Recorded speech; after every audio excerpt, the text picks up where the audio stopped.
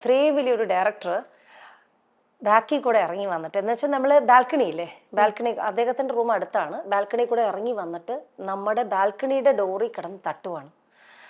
നമ്മൾ ജനലെ കൂടെ കാണുന്ന ഈ ഡയറക്ടർ നിന്ന് തട്ടുന്നതാണ്, എന്നാൽ ഫുൾ ഫിറ്റാണ്, തട്ടുന്നതാണ്. അപ്പം നമ്മൾ ആലോചിച്ചു, ദൈവമേ ഇദ്ദേഹം നിന്ന് തട്ടുവാണ്, നേരം വെളുത്ത് ഫേസ് ചെയ്യണ്ടേ.